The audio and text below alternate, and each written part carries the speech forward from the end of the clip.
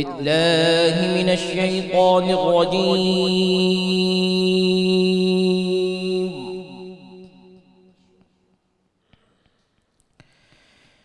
بسم الله الرحمن الرحيم.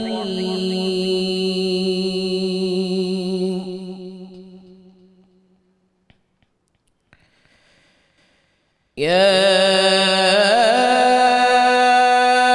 أيها المزمل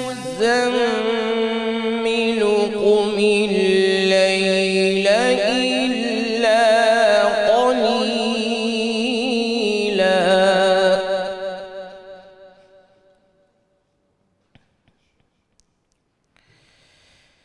نصفه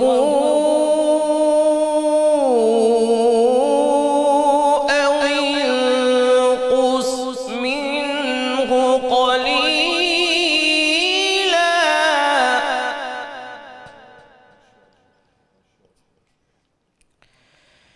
أو زد عليه ورتل القرآن ترتيلا.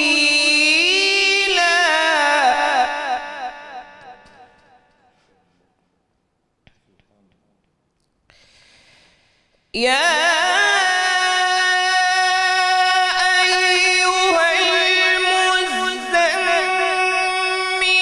قم الليل إلا قليلا نصفه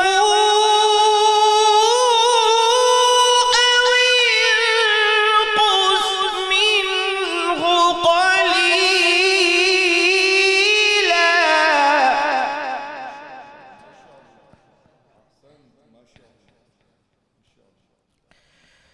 أو زد عليه ورتل القرآن ترتيلا.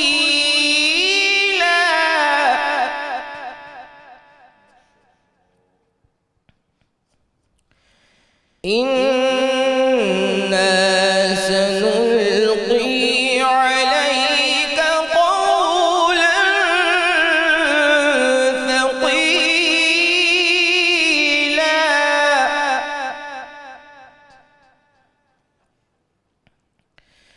إن ناشئة الليل هي أشد وطئا وأقوم قيلا.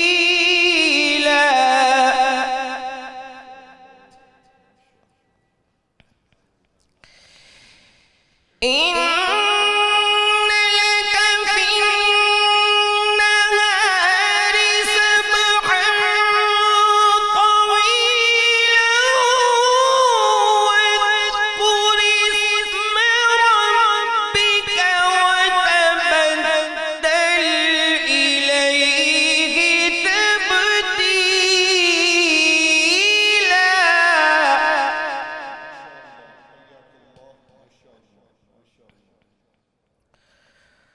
رب المشرق والمغرب لا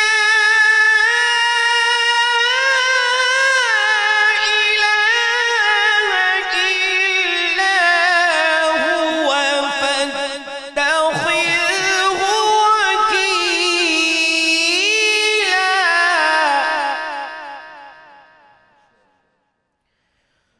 واصبر على ما يقولون واهجرهم هجرا جميلا. صدق الله العظيم. ماشاءاللہ جی، سبحان اللہ، سلامت رہے ماشاءاللہ۔ ملک معروف قاری جناب قاری محمد کامران قادری صاحب تلاوت کلام پاک سے ہمارے قلوب منور فرما رہے تھے۔ الحمدللہ رب العالمین والصلاة والسلام علی سید الانبیاء والمرسلین، اللہم صلی علی سیدنا و مولانا محمد وعلی آلہ واصحابہ وبارک وسلم وصلی علیہ۔ دنیا کے تمام دیکھنے والوں کو، تمام چاہنے والوں کو، تمام پیار کرنے والوں کو، اور جہاں جہاں تک اس وقت میری آواز کو سنا اور مجھے دیکھا جا رہا ہے، جنید اقبال کی جانب سے انتہائی محبت کے ساتھ السلام علیکم۔ ایک بار پھر ناظرین، آپ کو میں رحمت رمضان کی خصوصی براہ راست نشریات میں سحری کے حسین سے موقع پہ دل کی گہرائیوں سے خوش آمدید کہتا ہوں۔ ناظرین کرام، ہمارا دین اپنی خوشبودار دامن میں بے شمار ایسے قیمتی اور نایاب جواہر کو سمیٹے ہوئے ہے جن کی شان ہر آنے والے زمانے نے واضح طور پر بیان کی ہے۔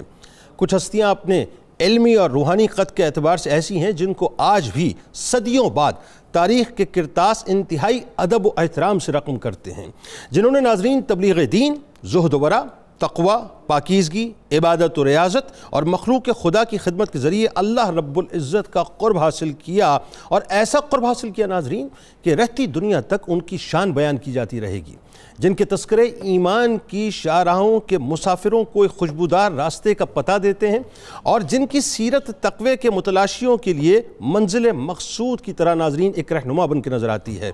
یعنی بلکہ یوں کہیے کہ کئی صدیاں گزرنے کے بعد بھی ان ہستیوں پر تاریخ نازاں ہے اور ان کی سیرت انسانیت کے لیے مشعل راہ ہے۔ ناظرین کرام، تاریخ کے دامن میں بے شمار نام ان خواتین کے بھی ہیں کہ جنہوں نے اپنی آئلی زندگی کے فرائض انتہائی آسن طریقے سے ادا کیے، اور ساتھ ساتھ سلوک و تصوف اور طریق ولایت پر بھی ایسے سنگ میل رقم کیے جو اپنی مثال یقیناً آپ ہیں۔ یعنی یوں کہیے کہ وہ بھی تاریخ کے کرتاس پہ سنہری حروف میں لکھے جاتے ہیں۔ اس صف میں ناظرین جہاں ازواج مطہرات تشریف فرمائیں، جہاں صحابیات تشریف فرمائیں، جہاں اہل بیت اطہار کی عظیم المرتبت شہزادیاں جلوہ افروز ہیں، وہاں دوسری صدی ہجری کی ایک ایسی عظیم المرتبت ہستی بھی افق ولایت پہ درخشاں ہیں جنہیں دنیا انتہائی ادب و احترام سے سیدہ نفیسہ سلام اللہ علیہا کے نام سے یاد کیا کرتی ہے۔ آج ذرا ماؤں بہنوں بیٹیوں نے میرے ساتھ رہنا ہے، اور یہ ذہن میں رکھیے گا کہ صرف پاکستان کے نہیں بلکہ اوورسیز جہاں جہاں پاکستانی بستے ہیں یا مسلمان بستے ہیں ان کو بھی ہمارے ساتھ رہنا چاہیے، اور اپنی بچیوں کو ان تذکار پاک کے بارے میں بتائیے، ان کو سنائیے۔ جو علماء کرام گفتگو کریں گے ان کو بتلائیے صاحب کی گفتگو ہو کیا رہی ہے، کیونکہ دور جدید میں ناظرین تہذیب نے، خاص طور پر جو تہذیبی یلغار نے ہماری خواتین کے ذہنوں کو منتشر کرنے کی کوشش کی ہے، گو کہ وہ کر نہیں سکتے کیونکہ ان کو معلوم نہیں ہے کہ ہماری خواتین اپنی بنیادوں پر بڑی جمی ہوئی ہیں، بڑی مضبوط ہیں الحمدللہ، ان کو کوئی ہلا نہیں سکتا، لیکن اس کے باوجود بھی اپنی فاؤنڈیشنز کو مضبوط کرنے کے لیے بہت ضروری ہے ناظرین کہ ان تذکار پاک کو گھول گھول کر اپنی بچیوں کو پلائیں۔ تو بعد میں عرض کر رہا تھا ناظرین کہ یہ وہ ہستی ہیں جن کے مراتب بچپن میں ہی اس رفت کو پہنچے ہوئے تھے کہ ان کے والد حضرت حسن الانور رضی اللہ تعالیٰ عنہ بچپن ہی سے ان سے راضی تھے، اور جن کی رضا کی وجہ سے سرور دو جہاں صلی اللہ علیہ وآلہ وسلم حضرت امام حسن علیہ السلام کے گلشن کی اس ننھی کلی سے راضی تھے۔ ناظرین کرام، جو لاڈلی تھیں سرور دو جہاں صلی اللہ علیہ وآلہ وسلم کی، بلکہ یوں کہیے کہ نور نظر تھیں سرور دو جہاں صلی اللہ علیہ وآلہ وسلم کی، پیدائش مکے میں ہوتی ہے، بچپن مدینہ پاک کی تجلیوں سے منور ہوتا ہے۔ 6 برس کی عمر میں ناظرین قرآن پاک کو حفظ کرنے والی، اپنے والد کی انگلی پکڑ پکڑ کر اپنے جد سرکار مدینہ صلی اللہ علیہ وآلہ وسلم کی بارگاہ میں حاضری دینے والی، علم فقہ کے موتیوں کو امام مالک علیہ رحمہ سے سمیٹنے والی، مسجد نبوی کے دروس اور اس کی علمی و فقہی مجالس میں شریک ہونے والی، علم کے خزانوں کو امت تک منتقل کرنے والی، اور حضرت امام جعفر الصادق علیہ السلام کی بہو یعنی شبیہ مصطفیٰ صلی اللہ علیہ وآلہ وسلم کی زوجہ بننے والی سیدہ نفیسہ سلام اللہ علیہا اپنے تقوی، اپنی حیا، اپنی خدمت خلق، اپنے زہد و ورع اور عبادت و ریاضت میں اپنی مثال آپ تھیں۔ کلام الہی کی حافظہ بھی تھیں اور مفسرہ بھی تھیں، یعنی قرآن سے آپ کو بڑا پیار تھا۔ عرفان کا یہ عالم تھا ناظرین کہ آپ سلام اللہ علیہ کا قلب ہر وقت ذوق عبادت میں لگا رہتا تھا، محبت الہی میں گم رہتا تھا، نور ایمان کی کرنیں آپ سمیٹتی رہتی تھیں، صدق و یقین سے معمور رہا کرتی تھیں، عبادت، علم و عمل، طلب معرفت، رضائے حق اور اطاعت صفات رسول صلی اللہ علیہ وآلہ وسلم آپ کی زندگی کا اوڑھنا بچھونا تھا. یوں کہیے ناظرین کہ جیسے وہ کہتے ہیں نا کہ کوئی دم آپ کا غافل نہیں تھا, بس ہر لمحہ اللہ کی یاد میں رہتی تھی, ہر لمحہ عشق مصطفیٰ صلی اللہ علیہ وآلہ وسلم سے ان کا وجود مزین رہا کرتا تھا. ہم تو ناظرین یہ جو ذکر کرتے ہیں نا, یہ جو انبیاء کا ذکر ہے, یہ جو صالحین کا ذکر ہے, یہ عبادت ہے بنیادی طور پہ, اور یہ سب لکھا جا رہا ہے. اس تیقن سے ذکر کو آپ نے سننا ہے کہ کل بروز محشر ہم گناہگار کھڑے ہوں گے اور سیدہ نفیسہ پاک سلام اللہ علیہا بس اگر ایک ہی مرتبہ صرف فرما دیں گی کہ انہوں نے میرا تذکرہ کیا تھا اور انہوں نے میرا تذکرہ سنا تھا, بیڑا پار ہو جائے گا انشاءاللہ. آغاز کرتے ہیں ہمارے ساتھ جو شخصیات تشریف فرمائیں. یقیناً کسی تعارف کی محتاج نہیں. پہلی شخصیت ممتاز عالم دین ہے, ہمارے بزرگ ہیں جناب پروفیسر محمد سعید احمد خان صاحب. دوسری شخصیت ممتاز عالم دین ہمارے بزرگ جناب پروفیسر محمد اعظم نوری صاحب. تیسری شخصیت سادات گھرانے سے ماشاءاللہ ممتاز عالم دین جناب سید عتیق الرحمن بخاری صاحب. اور میرے دائیں جانب میرے بہت پیارے بھائی ممتاز قوال, اور ان کو اگر میں پرنس آف قوالی کہوں تو غلط نہ ہوگا. آپ کے ہمارے ہم سب کے بہت پسندیدہ شعر میادات خان صاحب اپنے ساتھیوں کے ساتھ موجود ہیں. تمام احباب کو السلام علیکم اور خوش آمدید. وعلیکم السلام.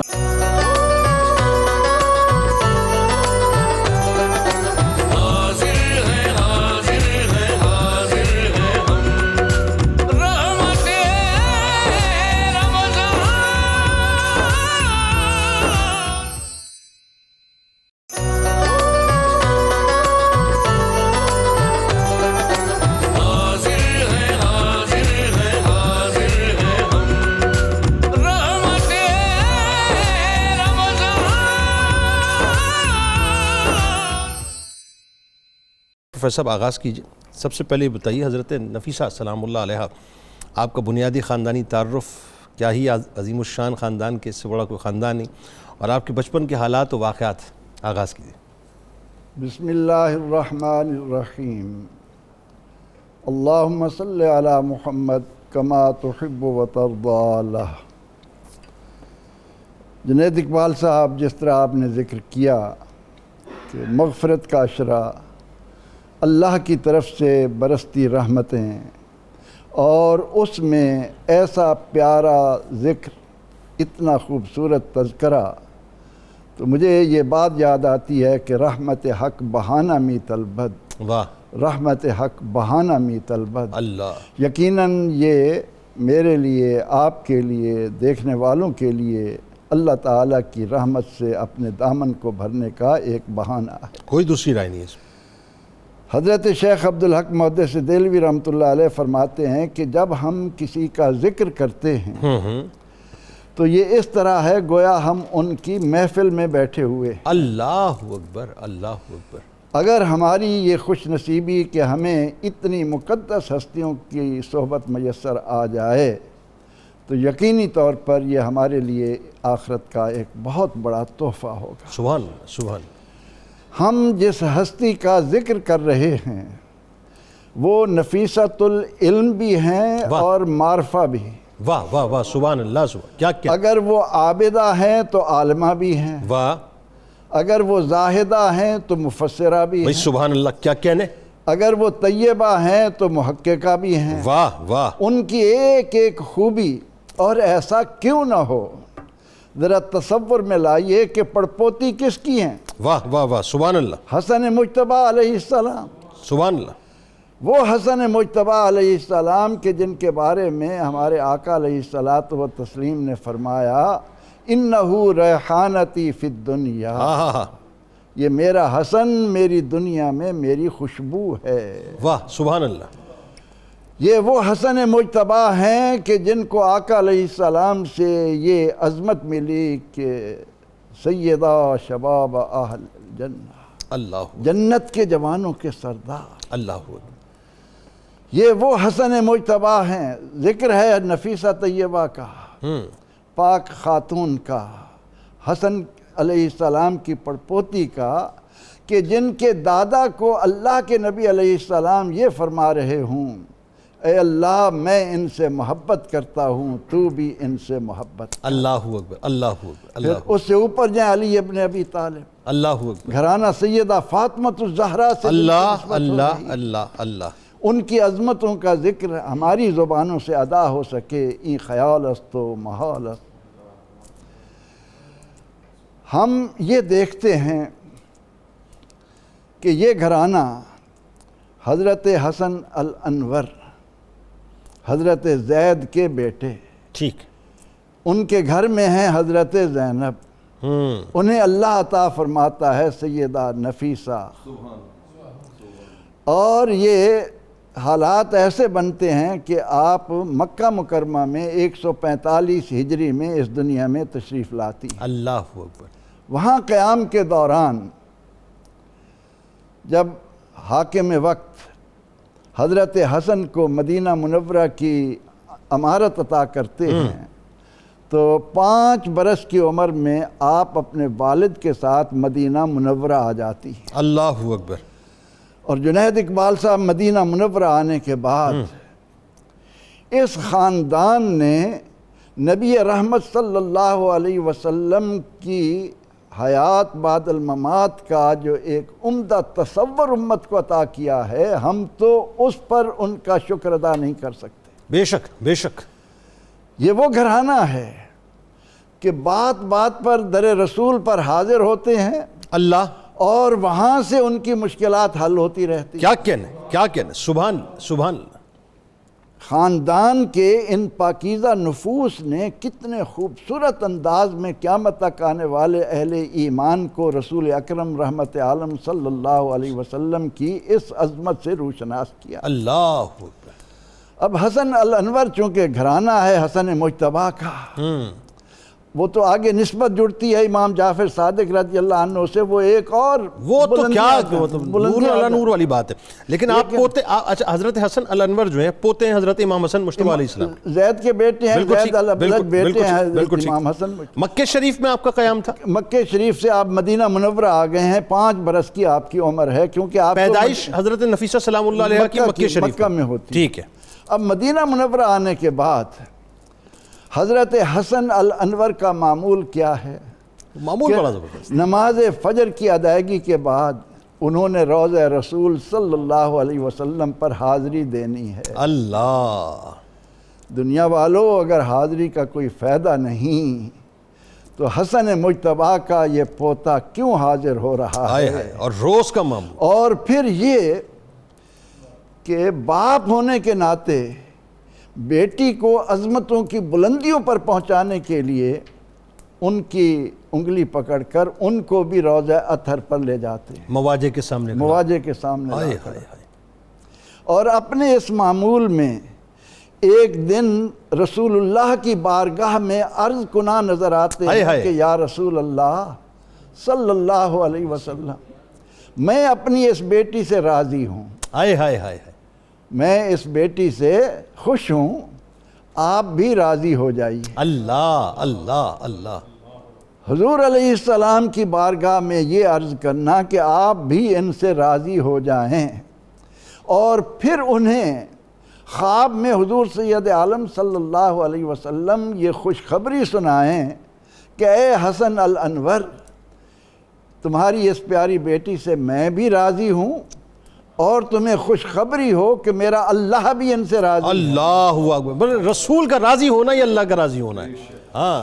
پھر جب آپ 6 برس کی ہوتی ہیں جی، تو آپ حفظ قرآن کی طرف لا کر قیامت تک آنے والے والدین کو بیٹیوں کے معاملے میں بھی ایک گائیڈ لائن دے دیتے ہیں کہ ان کی تربیت آپ نے کن خطوط پر کرنی ہے۔ اللہ اکبر۔ یہاں ایک بات میں ضرور اپنے بتائیں، پروگرام میں بار بار یہ بات دہراتا رہتا ہوں کہ میرے آقا علیہ السلام نے فرمایا کہ والدین اپنی اولاد کو اس سے بہتر کوئی تحفہ نہیں دے سکتے کہ ان کی تربیت صحیح کریں۔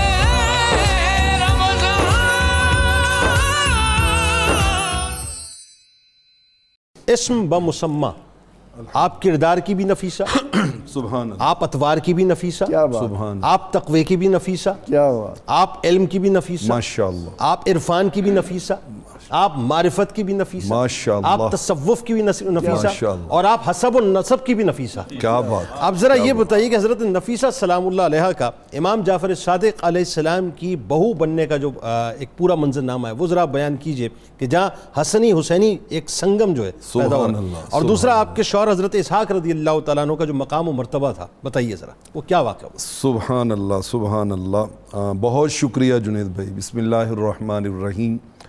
اعلیٰ حضرت عظیم البرکت نے کہا تھا، پارہائے صحف غنچہائے قدس، اہل بیت نبوت پہ لاکھوں سلام، اللہ اکبر، آب تطہیر سے جس میں پودے جمے، آہا، اس ریاض نجابت پہ لاکھوں سلام، اور خون خیر الرسل سے ہے جن کا خمیر۔ امیر، آہا، یہ کوئی معمولی ہستیاں نہیں ہیں، اللہ اللہ اللہ، خون خیر الرسل سے ہے ان کا خمیر، آئے ہائے ہائے، ان کی بے لوس تینت پہ لاکھوں سلام، لاکھوں سلام، بے شک۔ ان کو اللہ رب العالمین نے اس گھرانے کو جو عزتیں، جو رفعتیں اور جو شانیں عطا کی ہیں وہ تو انکاؤنٹیبل بھی ہیں اور انبلیویبل بھی ہیں۔ واہ واہ مطلب واہ، اللہ رب العالمین نے ان کو ایسی ایسی رفعتیں عطا کی ہیں۔ آپ نے ابھی جو نفیسہ کی تکرار کی ہے تو میرا دل چاہ رہا تھا کہ آپ کہتے رہے اور میں سنتا رہا۔ اللہ، اتنی خوبصورت ماشاءاللہ آپ نے وہ علم کے اعتبار سے، تصوف کے اعتبار سے، تقوی کے اعتبار سے، تو میرا دل چاہا کہ میں نفیسہ کا معنی ناظرین کے اب سامنے بتائیے، رکھوں، تاکہ وہ ساری چیزوں کا پھر ایک بڑا روحانی کیف اور روحانی لذت محسوس ہو۔ جی بتائیے۔ نفیسہ کا معنی میں نے جو ڈکشنری میں ڈھونڈا تو مجھے پتا چلا کہ کسی بھی خوبی کے انمول خزانے کو نفیسہ کہتے ہیں۔ واہ واہ واہ واہ واہ، کیا کہنے، سبحان اللہ، انمول خزانہ، انمول خزانہ۔ اب نفیست العلم کا کیا مطلب ہوگا؟ علم کا انمول خزانہ۔ انمول خزانہ، واہ۔ نفیست المعرفہ کا کیا مطلب ہوگا؟ معرفت کا انمول خزانہ۔ نفیست التقویٰ کا کیا؟ تقویٰ کا انمول خزانہ۔ علم کا کیا ہوگا؟ میں کہتا ہوں واہ واہ، ہر عرفان چیز میں کا اللہ ہر نے چیز، انہیں انمول بنایا، یعنی یوں کہیے کہ آپ کی ہستی ٹاپ آف دا لائن ہستی ہے ماشاءاللہ۔ بالکل ایسے ہی ہے، بالکل ایسے ہی ہے، بالکل ایسے ہی ہے۔ قرآن مجید فرقان حمید میں ہمیں حضرت عیسیٰ علیہ السلام کی نانی اماں کا ذکر ملتا ہے۔ وہ بیت المقدس میں رہتی تھی اور وہاں پہ انہوں نے ایک منت مانی، سیدنا عیسیٰ علیہ السلام کی نانی اماں نے۔ قرآن کہتا ہے کہ انہوں نے منت مانی کہ یا اللہ تو مجھے نیک اولاد کر تو میں اسے تیرے اس گھر کی خدمت کے لیے وقف کر دوں۔ بالکل ٹھیک، انی نظرت لک ما فی بطنی محررا فتقبل منی۔ سبحان اللہ۔ اچھا، ان کے ذہن میں خیال تھا کہ اللہ مجھے بیٹا عطا کرے گا تو میں اسے بیت المقدس کی خدمت کے لیے وقف کروں گی، لیکن قدرت کا حسین انتخاب تھا اور عجیب یہ حسن اتفاق تھا کہ ان کے ہاں حضرت عیسیٰ علیہ السلام کی والدہ ماجدہ حضرت مریم پیدا ہو گئی۔ سبحان اللہ۔ اچھا، وہ دل میں ایک آتا ہے نا کہ میری خواہش کچھ اور تھی اور پیدا کچھ اور ہو گیا ہے، تو دل میں جیسے ہی خیال آیا نا تو اللہ کی طرف سے پیغام آ گیا، وَلَيْسَ الذَّكَرُ كَالْأُنثىٰ، جو بیٹا آپ نے سوچا تھا نا، یہ بیٹی جو ہم نے دی ہے، ان کا آپس میں مقابلہ ہے ہی کوئی نہیں۔ ہائے ہائے ہائے ہائے، بعض بیٹیاں ایسی ہوتی ہیں کہ بیٹوں کے ساتھ ان کا موازنہ ہوتا ہی کوئی ہوتا ہی نہیں ہے، واہ۔ اور اس میں کوئی شک نہیں ہے کہ سیدہ نفیسہ سلام اللہ علیہا انہی بیٹیوں میں سے ایک بیٹی ہیں، سبحان اللہ، انہی بیٹیوں میں سے ایک سبحان بیٹی ہیں، یعنی جن سے اپنی رضا اور اللہ کی رضا کا اعلان حالت منام میں رحمت کونین خود فرمائیں، سبحان اللہ، ان کے مقام اور مرتبے کا عالم کیا کیا۔ میں یہاں پہ امام شرف الدین بصیری مجھے یاد آ رہے ہیں، انہوں نے کہا تھا کہ چھوٹی بہر میں انہوں نے بہت خوبصورت خراج عقیدت پیش کیا، انہوں نے کہا عرش الحقائق محبت الاسرار، واہ، عرش الحقائق واہ، محبت الاسرار، قبر نفیستا بنت ذل انوار۔ ہاں، سبحان اللہ۔ انہوں نے کہا حقائق کا جو اس دنیا کی ریئلٹیز ہیں، حقائق ہیں کہ اللہ نے دنیا کیوں بنائی، اس کے آبجیکٹیوز کیا ہیں، ان کا اگر کسی نے عرش دیکھنا ہو تو وہ سیدہ نفیسہ کو دیکھ لے۔ سبحان اللہ۔ اللہ کے اسرار کے اترنے کی کسی نے جگہ دیکھنی ہو تو وہ ان کے مزار پر انوار کو دیکھ لے۔ اور ایسا کیوں نہ ہو کہ وہ بیٹی ان کی ہے جن کو رب ذوالجلال نے سراپا نور بنایا تھا، اللہ، کیونکہ تیری نسل پاک میں ہے بچہ بچہ نور کا۔ اور یہاں پہ کہنا پڑے گا تیری نسل پاک میں ہے بچی بچی نور کی، واہ واہ واہ، اور تو ہے عین نور، تیرا سب گھرانہ نور کا، واہ تو واہ، یہ سارا گھرانہ ہی نور کا تھا۔ ایسا ہی۔ جب آپ بچپن سے گزر کے اس عمر میں آئیں کہ جس میں شادی کے معاملات ہوتے ہیں، تو حضرت امام جعفر صادق علیہ السلام کے فرزند ارجمند حضرت اسحاق بن جعفر علیہ السلام، ان کے دل میں خواہش پیدا ہوئی کہ میری اگر نسبت اس طرف ہو جائے تو مرج البحرین ہو جائے گا، قران السادین ہو جائے گا، یہ نجیب الطرفین ہو جائے گا، حسنی اور حسینی دونوں فیوز جو ہیں وہ اکٹھے ہو جائیں گے۔ تو انہوں نے اپنے بزرگوں کو ساتھ لیا اور حضرت آپ کے والد گرامی حضرت حسن الانور کی خدمت میں حاضر ہوئے اور آ کر انہوں نے رشتہ مانگا۔ اچھا، بعض کتب میں آتا ہے کہ آپ نے رشتے سے انکار کر دیا، آپ نے کہا کہ نہیں بیٹا میں ابھی اس کے لیے کوئی میں نے سوچا نہیں ہے۔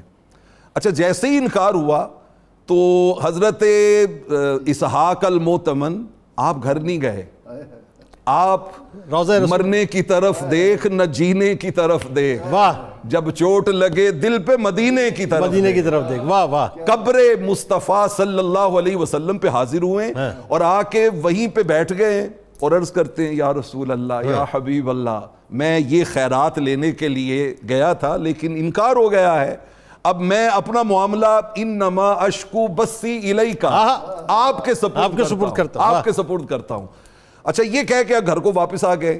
اب اگلے دن گئے ہیں تو چچا کے احوال ہی بدلے ہوئے، کل جنہوں نے انکار کر دیا تھا آج وہ سینے سے لگا رہے ہیں، آج وہ پیار سے پاس بٹھا رہے ہیں اور آج وہ خود اس رشتے کی کنفرمیشن کا مجدہ سنا رہے ہیں۔ واہ واہ واہ، سبحان، حیرت سے پوچھتے ہیں کہ چچا جان کل اور آج کے معاملے میں اتنا فرق کیسے آ گیا؟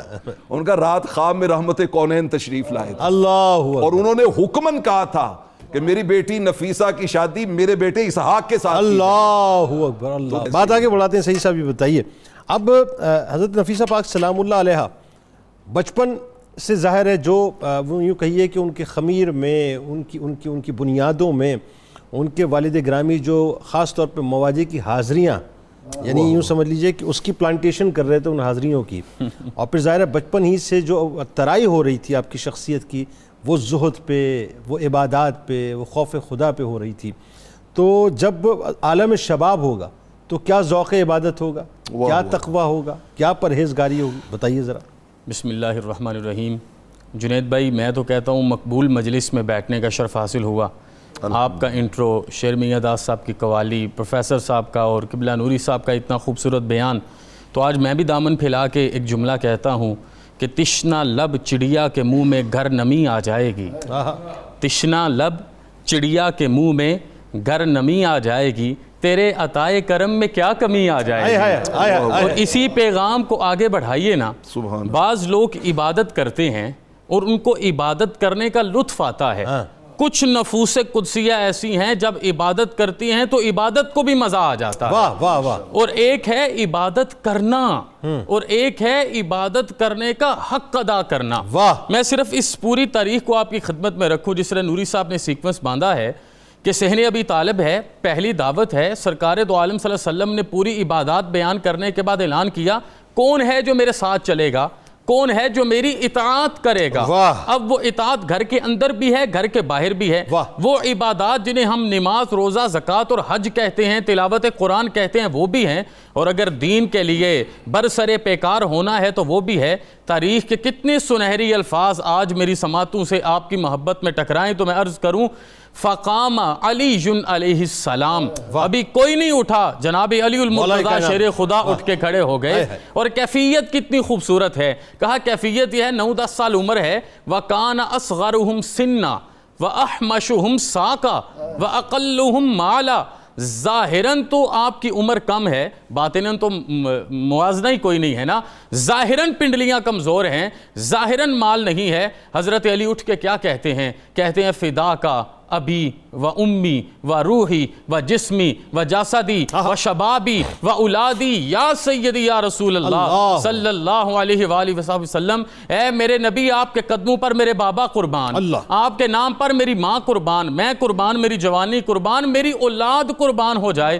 صرف ایک جملہ بولا تھا، ایک لفظ بولا، یوں ہاتھ رکھا اور ہاتھ رکھ کے کہا انا یا رسول اللہ، میں ہوں۔ یا رسول اللہ میں چلوں گا۔ میرے حبیب مسکرائے، وہ دیدہ تر سے چشمان تبسم رقصاں ہونے لگے، اور میرے نبی نے بھی جوامع الکلم ہی بولا، فرمایا یا علی انت ہوا، یہ تجھے ہی زیبا ہے کہ تو اس طرح آئے اور اپنا سب کچھ مجھ پہ قربان کر دے۔ پھر آپ دیکھیے، میں یہ بتاؤں کہ حضرت نفیسہ کا یہ فیض کیسے بنا۔ پھر آپ دیکھیے، جب باطن قربان کرنے کی باری آئی تو عبادت کر کے ہجرت کی رات باطن قربان کیا، ظاہر قربان کرنے کی باری آئی تو عبادت میں کوفہ کی جامع مسجد میں سر کو سجدے میں رکھ کے دیدار خدا میں جان کو قربان کر دیا۔ جب آپ نے اپنے بچپن کو قربان کرنا تھا تو یہ جو اولاد ہے یہ ماں باپ کے جگر کا ٹکڑا ہے، حصہ ہے جسم کا۔ جب بچپن قربان کرنا تھا تو کربلا میں 6 ماہ کا علی اصغر دادا کے وعدے کو پورا کر رہا ہے۔ جوانی قربان کرنی تھی تو علی اکبر اور قاسم بن حسن نے اپنی گردن کو قربان کیا ہے۔ جب آپ کی امامت کی قربانی کی باری تھی تو جناب سیدہ نفیسہ کے جد امجد حضرت امام حسن قربان ہوتے ہیں۔ شہادت کی قربانی کی باری تھی تو امام حسین قربان ہو جاتے ہیں، اور جب غلامی کی تکمیل کرنی تھی تو جناب حضرت غازی عباس علمدار قربان ہو جاتے ہیں۔ جب طہارت کی باری ہے تو اٹھ کے سیدہ زینب کھڑی ہو جاتی ہیں، اور جب عبادت کی باری ہے تو سیدہ نفیسہ کھڑی ہو جاتی ہیں۔ اور کیفیات یہ ہے کہ سیدہ نفیسہ اپنے سر کو سجدے میں رکھیں تو جس طرح سیدہ فاطمہ، یہ امت کی چھوٹی فاطمہ ہے نا، جس طرح سیدہ فاطمہ وہ سارے اسرار و رموز آپ کے سامنے کھل جاتے اور ایک سجدے میں ساری رات گزر جاتی، اسی کیف میں آپ کی کیفیت ہو جاتی، وہی عالم آپ پہ طاری ہو جاتا، اور جسم پہ کپ کپی کا عالم ہے وضو کرنے کے بعد، آنکھوں سے آنسو جاری ہیں، پتہ ہے شہنشاہ عالم کی خدمت میں سید عالم کی شہزادی حاضر ہو رہی ہے، اور آپ کی بانجی حضرت سیدہ زینب کہتی ہیں کہ خدمت امتی السیدہ نفیسہ 40 عامن، میں نے 40 سال اپنی خالہ سیدہ نفیسہ کی خدمت کی ہے۔ میں آپ کو کیا بتاؤں کہ کیفیت کیا ہے۔ فما رأیتها نامت بلیل، میں نے کبھی آپ کو رات میں سوئے ہوئے نہیں دیکھا۔ وہ کیفیت ہے تتجافا جنوبہم عن المضاجع یدعون ربہم بالغداة والعشی یریدون وجہا، یا یہ کیفیت ہے والذین یبیتون لربہم سجدا وقیاما، یا یہ کیفیت ہے قد افلح المؤمنون الذین ہم فی صلاتہم خاشعون، کہ سیدہ نفیسہ جب نماز میں کھڑی ہو جاتی ہیں تو رکعت پر آپ کا جسم راضی ہو جاتا ہے، اور جب تلاوت قرآن تو اللہ سہل فرماتا ہے 6 سال کی عمر میں قرآن پاک کی تلاوت کریں تو ہمیشہ ہی قرآن پاک کی تلاوت میں اپنا وقت گزاریں۔ 6000 قرآن پاک تلاوت کیے ہیں، اس سے بڑی کیا عبادت ہے۔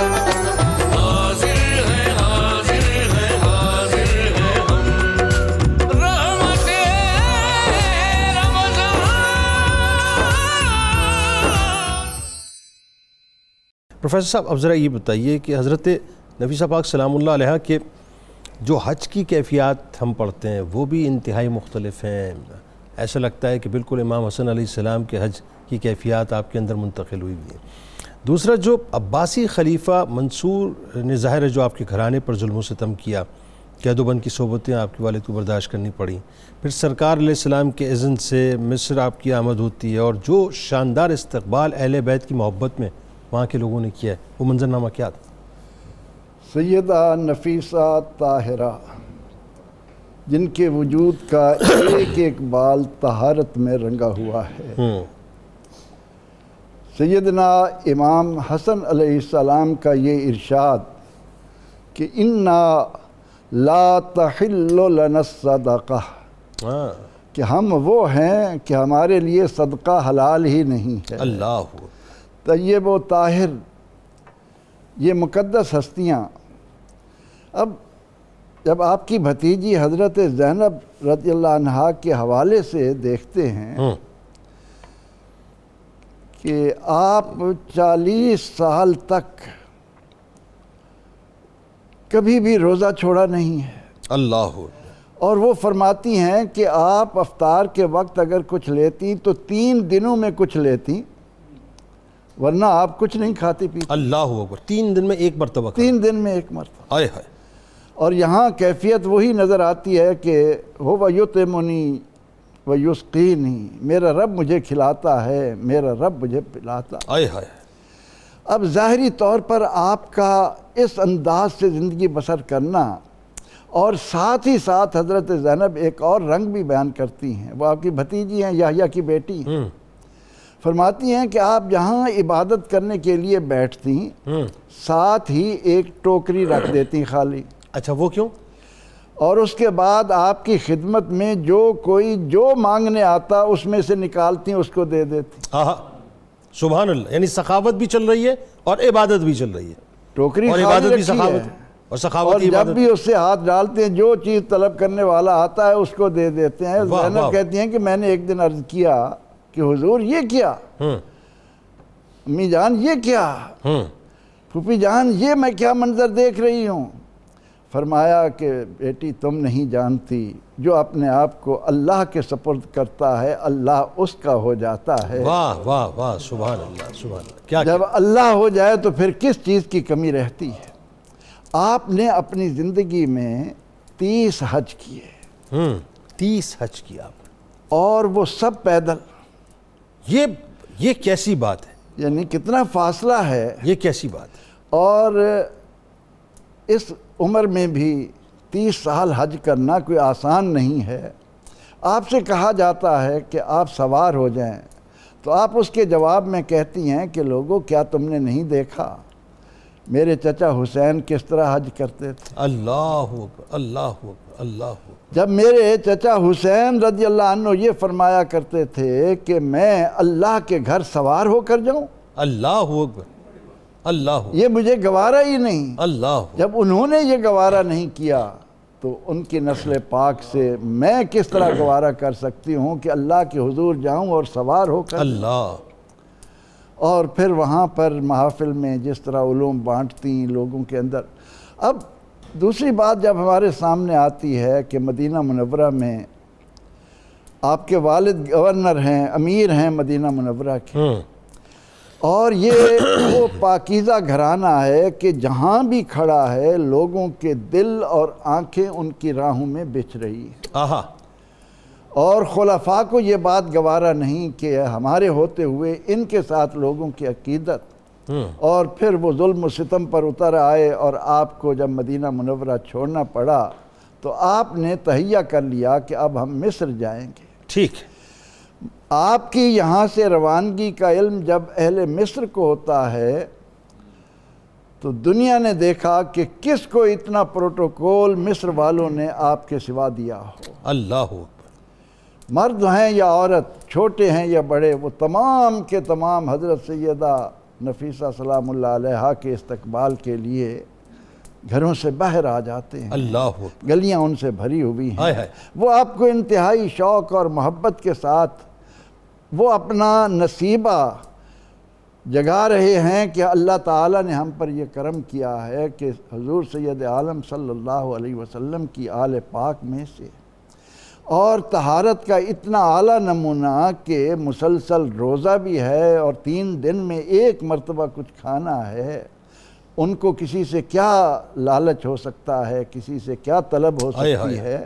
تو اس لیے اہل مصر جو ہیں وہ آپ کے راستے میں اپنی آنکھیں بچھاتے ہیں، آپ کا خوش دلی سے استقبال کرتے ہیں کہ آپ ہمارے ہاں آئی ہیں، اور وہاں جانے کے بعد آپ کے ساتھ جو حسن سلوک ہوتا ہے اور مصر والوں کی آپ کے ساتھ عقیدت کی جو بہاریں نظر آتی ہیں، دن بدن ان میں اضافہ ہوتا چلا جاتا ہے۔ اچھا، ایک تو یہ کہ آپ کو ظاہر مدینہ پاک چھوڑنا پڑا، آپ مصر چلی گئیں، لیکن وہی بات ہے کہ جو اب ایک پہلو آپ کی ذات کا میں چاہتا ہوں اس کو ذرا آج کے دور میں اس لیے بھی ہائی لائٹ کیجئے کہ جو ہماری بچیاں دیکھ رہی ہیں ان کو پتہ چلے کہ قرآن سے جو تعلق ہے وہ آپ کو کتنا ممتاز کرتا ہے۔ سبحان اللہ، سیدہ نفیسہ سلام اللہ علیہا کو اللہ تبارک و تعالیٰ نے جو قرآن کی ایک محبت دی تھی، پھر آپ کی جبلت میں، آپ کی انسٹنکٹ میں، آپ کے قلب میں حضرت ابراہیم علیہ السلام کی جو محبت اپنے جد کی تھی، اور جو آپ کی ان کے دربار میں حاضری پھر بشارتیں، وہ ذرا بتائیے کیا ہوا؟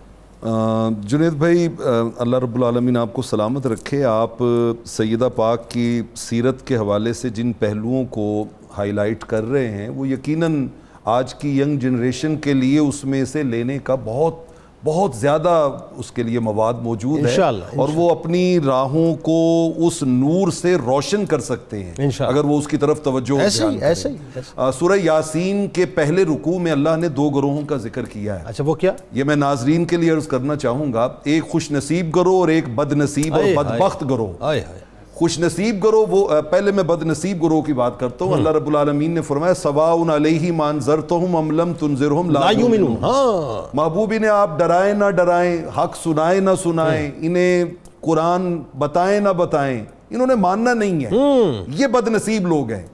اور دوسرے گروہ کے لیے کہا محبوب خوش نصیب گروہ وہ ہے انما تنذر من اتبع ذکر. آپ کسی کو نصیحت کی بات بتاتے ہیں وہ اس نصیحت کے پیچھے چل پڑتا ہے. وخشی الرحمن وخشی الرحمن بالغیب, بن دیکھے اللہ سے ڈرنا شروع کر دیتا ہے. تو ناظرین کو نصیحت کی باتیں سننے کے بعد ان کے پیچھے چل پڑنا چاہیے اور امیر بیٹیوں کو سیدہ پاک کی سیرت کو اپنے لیے نمونہ عمل بنانا چاہیے. میں جو آپ نے سوال کیا ہے محبت قرآن کا, اس سے پہلے میں امام ابن خلقان وفیات الاعیان میں انہوں نے ایک ٹریبیوٹ پیش کیا سیدہ کو, اور وہ بڑا زبردست ٹریبیوٹ ہے. بتائیے. انہوں نے کہا کہ سیدہ پاک جب مصر میں گئی ہیں نا, اور جس جگہ پہ آپ نے ڈیرا لگایا ہے اس جگہ کا پہلے نام تھا درب السبا. درب السبا. درب السبا. درب السبا. درب السبا. ٹھیک ہے. اچھا سبا کہتے ہیں درندوں کو, ٹھیک ہے, اور درب کہتے ہیں ان کے راستے کو. ٹھیک ہے. وہ درندوں کا راستہ تھا. ٹھیک ہے. جنگلی جانوروں کا راستہ تھا. اوکے. اور کہتے جب سیدہ نے وہاں ٹھکانہ لگا لیا نا, ڈیرا لگا لیا, تو پھر اس کا نام بدل گیا. وہ کیا؟ اب اس کا نام بن گیا مجاب الدعوہ. آہا. اب یہاں پہ جو دعا مانگی جائے گی قبول ہوگی. واہ واہ واہ واہ. یعنی اس جگہ کی توسط سے اللہ تعالیٰ دعاؤں کو قبول کرے گا. ایسے ہی, بالکل ایسے ہی ہے. اور آپ مستجاب الدعوات تھیں. آپ مستجاب الدعوات تھیں, اور اس جگہ پہ آپ کی قبر انور آج بھی بڑے بڑے یعنی جو علم الحدیث میں اتھارٹی ائمہ ہے انہوں نے لکھا کہ وہی مجربن, یہ بات تجربہ شدہ ہے کہ وہاں پہ جا کے جو دعا مانگ لی جائے وہ قبول ہو جاتی ہے. اللہ اکبر. اچھا میں اور ایک پہلو کی طرف بھی متوجہ کرنا چاہتا ہوں کہ آپ کے والد گرامی نے آپ کو 5 دعائیں دی. اچھا وہ کیا؟ 5 دعائیں دی. اچھا. اور میں اس سلسلے میں ہر والد کو اور والدہ کو متوجہ کرنا چاہوں گا کہ میرے کریم آقا علیہ الصلوۃ والسلام نے فرمایا 3 دعائیں ایسی ہیں جو انکنڈیشنل ایکسیپٹڈ ہیں. اچھا. غیر مشروط قبول ہیں. یعنی وہ والد کے پرسپیکٹو میں بات ان میں سے ایک دعا والد کی بھی ہے. اچھا ایک والد کی. ایک والد کی دعا بھی ہے. اچھا وہ جو مظلوم کی دعا. اور والد اپنی اولاد کے لیے رب سے جو مانگ لیتا ہے اللہ وہ غیر مشروط طور پہ اولاد کو عطا کر دیتا ہے. ان 3 لوگوں میں ایک والد ہے. اچھا آپ کے والد نے 5 دعائیں دی آپ کو. اچھا وہ کیا؟ ویسے تو ان کی اور بھی اولاد تھی حضرت حسن الانور کی, لیکن اس کو خاص طور پہ 5 دعائیں دی. ان کا اللہم اجعل نفیست العلم, ماشاءاللہ. یا اللہ ایک تو اس کو علم کا انمول خزانہ بنانا. دوسرا فرمایا عظیمت الحکمہ, حکمت عطا کر دی. حکمت کی عظمت عطا کر دی.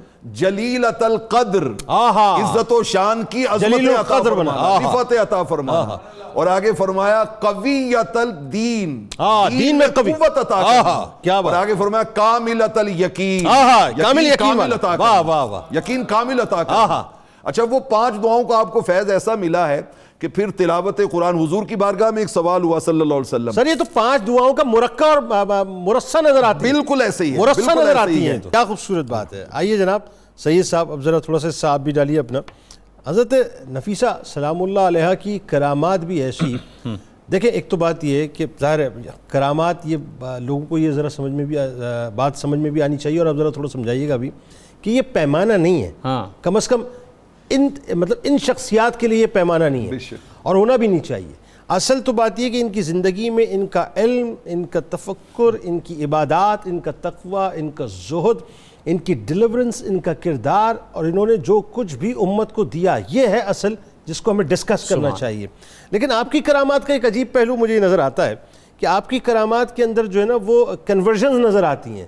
جو نہیں مانتے تھے وہ ماننا شروع ہوئے, اور ایسے ماننا شروع ہوئے کہ داخل اسلام ہو گئے. بتائیے وہ کیا؟ جنید بھائی میں پھر وہی کہوں گا, بڑا خوبصورت ماحول. میں اپنی حاضری یقیناً اپنے ماں باپ کی بخشش کے لیے عرض کروں ویسے بھی جو اولاد ہے وہ اپنے ماں باپ کا راز ہوتی ہے. حضرت سیدہ نفیسہ اپنے پورے خاندان کا راز تھیں اور اسی راز سے آپ آگے چلیں. لیکن میرے حبیب مکرم کی زبان اقدس سے احکم الحاکمین نے یہ ارشاد فرمایا ہے کہ عبدی یتقرب الی بالنوافل، کہ نمازیں پڑھ پڑھ کے عبادات کر کر کے یہ اس مقام پر پہنچ جاتے ہیں کہ جیسے ابھی نوری صاحب کہہ رہے تھے کہ اللہ پاک راضی ہو کے ان سے ملاقات فرماتے ہیں. اور پروفیسر صاحب نے فرمایا کہ انہوں نے بتایا کہ کیفیت یہ ہوتی ہے کہ جب اللہ کے ہو جاؤ اللہ کی ہر چیز آپ کی ہو جاتی ہے. ایسا ہی آپ کی 150 کے قریب کرامات ہیں. آپ نے دریائے نیل میں اپنا نقاب بھیجا، اس نے بھی حیا کیا. آپ دریائے نیل بھی آل رسول کی شہزادیوں کا حیا کرتا ہے. اللہ اکبر. ٹھیک ہے جی. آپ کے پاس اگر کوئی ماں غمزدہ ہو کے آ جاتی اور آ کے دعا کرواتی تو آپ اس ماں کی کیفیت میں جا کے دعا کرتے، اللہ اس کی اولاد پہ کرم کرتا. لیکن ایک بڑی خوبصورت کرامت اور اس سے ایک استدلال آج آپ کی اجازت سے عرض کرنا چاہوں گا تاکہ ہر بات سمٹ کے آپ کے سامنے آئے کہ آپ کے پڑوس میں کوئی ایک یہودی رہتا تھا اور اس کی بیٹی کو فالج ہو گیا. ٹھیک. تو وہ آئے اور انہوں نے اپنی بیٹی کو پکڑا اور حضرت سیدہ نفیسہ کی جناب خاص میں آپ کے قدوم مبارکہ میمنت لزوم میں ڈال دیا. اچھا، اب بی بی صاحبہ جب وضو فرمانے لگیں تو وہ وضو کا جو پانی تھا وہ بچا ہوا جب اس بچی کے اوپر ڈالا گیا اللہ پاک نے شفا عطا فرما دی اور فالج ختم ہو گیا. اللہ. اچھا، اب نہ کسی تقریر کی ضرورت، نہ کسی ڈیبیٹ کی ضرورت، نہ کسی بڑے لمبے مجادلے کی ضرورت ہے. جب باپ نے دیکھا بیٹی کی کیفیت یہ ہے اس کی زبان پہ کلمہ رسول جاری ہو گیا. جب ماں نے دیکھا کیفیت یہ ہے تو کلمہ طیبہ جاری ہو گیا. جب اہل محلہ نے دیکھا تو کیفیت کیا ہے تو کلمہ طیبہ جاری ہو گیا. مطلب ان کا ہر عمل، ہر صوت نور پھوٹتا تھا اور دین اسلام کی طرف آتا تھا. کہتے ہیں کہ 70 یہودی گھرانے جی آپ کے اس طرز عمل کی وجہ سے پورا محلہ وہ منتقل ہو گیا، وہ دین اسلام میں داخل ہو گیا. میں یہاں پر ایک عرض کروں، یہ رمضان کریم ہے نا، یہ رمضان کریم ہے اور اس کی نسبتیں بھی بڑی عجیب ہیں. سیدہ کائنات کا دن آتا ہے، ام الفاطمہ کا دن بھی آتا ہے، حضرت عائشہ کا دن آتا ہے، حضرت نفیسہ کا بھی آتا ہے، حضرت امام حسن کا بھی آتا ہے، مکہ بھی فتح نظر آتا ہے، جنگ بدر کی فتح بھی نظر آتی ہے، مولا کائنات کا بھی دن ہے اور شب قدر بھی موجود ہے. یہ رمضان کریم ہے. میں عرض کروں کہ صرف ایک وضو کو لے لیں کہ یہ اتنی بڑی کرامت ایک وضو سے کیسے ہو گئی. اس طرح ہو گئی کہ یہ میرے نبی کی امت کا سنگولر فیچر ہے. کل قیامت کو جب ساری امتیں کھڑی ہوں گی حضور کی امت اس وضو سے پہچانی جائے گی کہ ان کے ہاتھ 14ویں کے چاند سے زیادہ چمک والے ہوں گے، ان کا چہرہ 14ویں کے چاند سے زیادہ چمکے گا، ان کے پاؤں چمکیں گے. تو میں سوال کرتا ہوں کہ جب عام امتی وضو کرے تو کیفیت یہ ہے. وہ جو مؤذن اسلام حبش سے مصطفیٰ کے لیے آئے تھے جن کی اذان کے بعد سارے وضو کرتے تھے، صدیق سے لے کے ابو طفیل تک، وہ بلال جب نقاب حشر میں اتارے گا 14ویں کا چاند بھی شرمائے گا اور پھر اس بلال کو حوران جنت کی ملکہ دی جائے گی. جس بلال کو حوران جنت کی ملکہ ملے اس کا معاملہ یہ ہے، اور جس مرتضیٰ کو دنیا اور آخرت میں زہرا ملے ان کا معاملہ کیا ہوگا.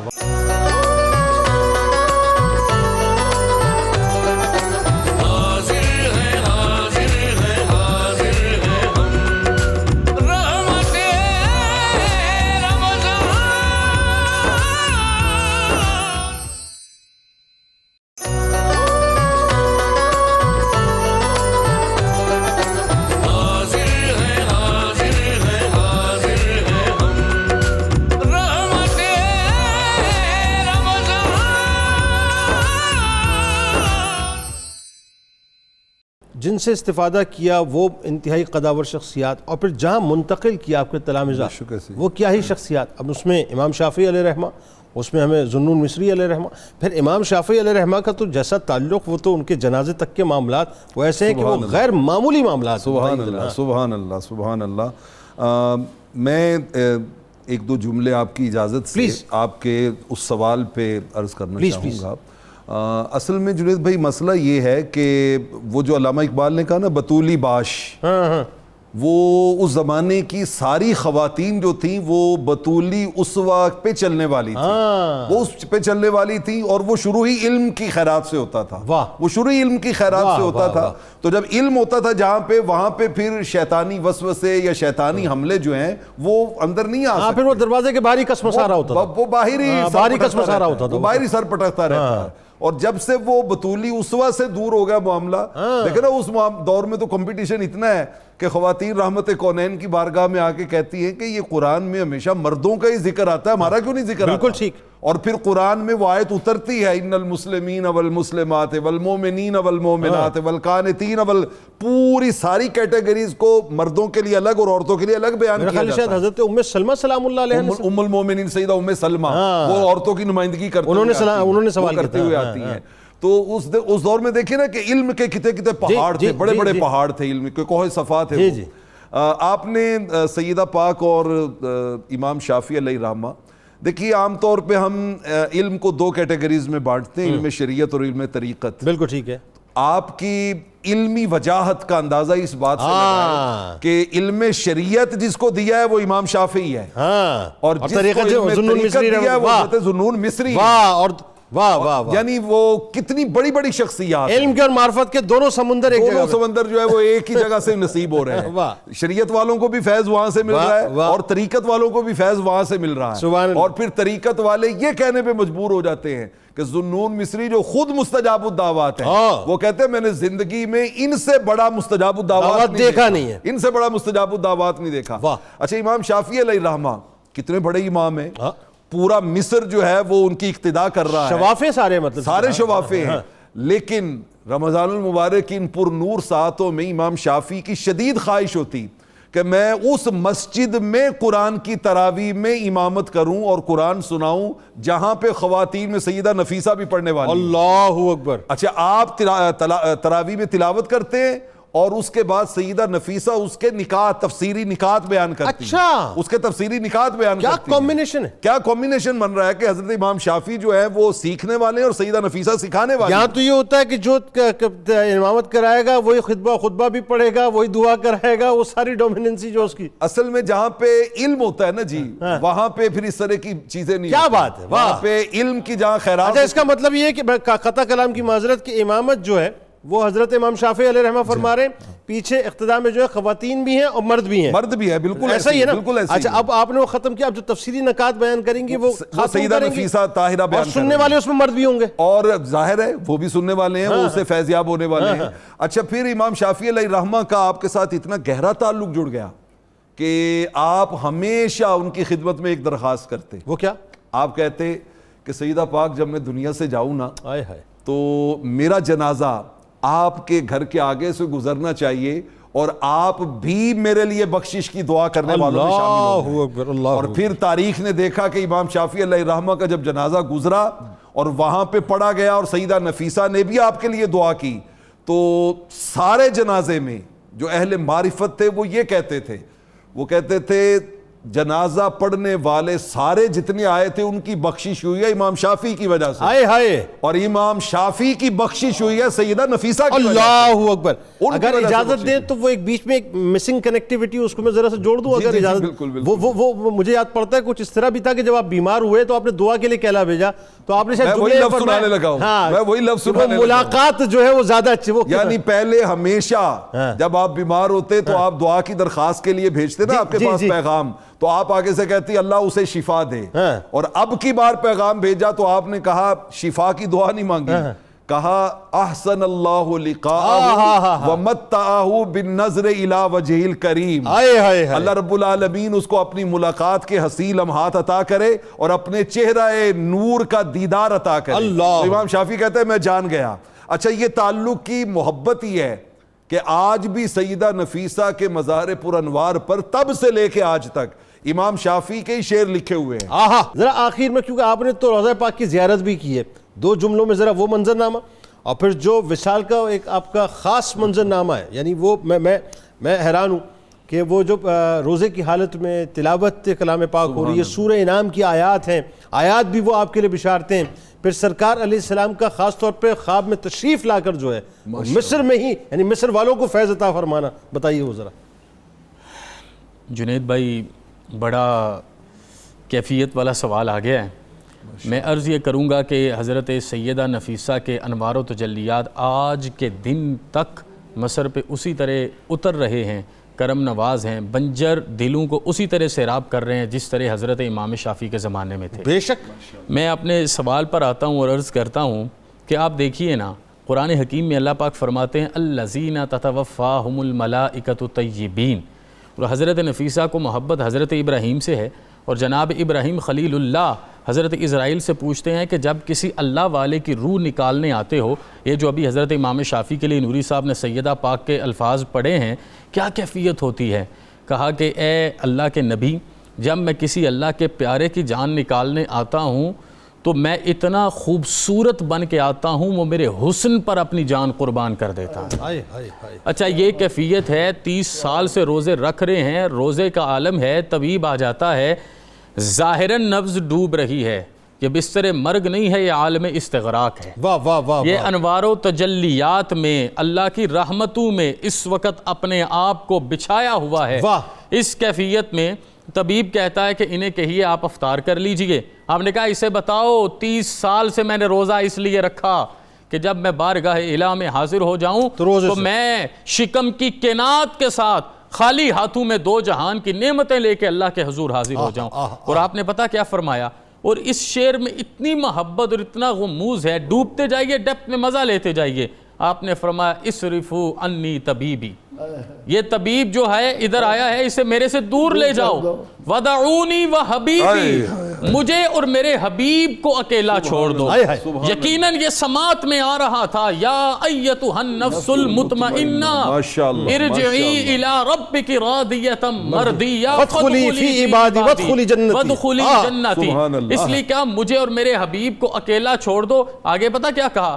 آج کا سب سے بڑا پیغام کہا جسدی رادن بسقمی، یہ جو موت کے لیے اگلے جہان میں اللہ رسول کے دیدار کے لیے جانے کے لیے میرے جسم کو بیماری آئی ہے، میں دل سے راضی ہوں، میں دل سے راضی ہوں۔ اور وجفونی بتحیب، اور یہ جو میری پلکوں سے اس وقت آنسو گر رہے ہیں یہ میرے لیے زینت ہیں، یہ زیور ہیں، میں ان کیفیات میں ہوں۔ تو پھر آپ وہ آیت پڑھ رہی تھی لہم دار السلام عند ربہم وَهُوَ وَلِيُّهُمْ بِمَا كَانُوا يَعْمَلُونَ، تو وہ کیفیت آئی۔ حضرت سیدہ زینب کہتی ہیں میں نے سینے سے لگایا، آپ کی روح کف سے انصری سے ظاہراً پرواز فرما جاتی ہے۔ آخری جملہ ہے کہ دیکھیے نکاح نہیں، اس موقع پہ بھی کرم کیسے ہوا کہ حضرت اسحاق المعتمن نے یہ چاہا کہ مدینہ الرسول لے جاؤں، اور پورے مصر والے لوگوں کی آنکھوں سے آنسو جھڑیاں بن کے گرنے لگے، لوگ گلیوں میں نکل آئے، کیفیات عجیب ہو گئی، جانے نہیں دیں گے۔ میرے کریم خواب میں آئے، جہاں سے ہو پکارو سرکار سنتے ہیں، میرے کریم خواب میں آئے، کہا میری شہزادی کو مدینہ الرسول نہ لے کے جاؤ بلکہ اسے مصر میں دفن کر کے مصر کو مدینہ بناؤ اور فیض عام فرماؤ۔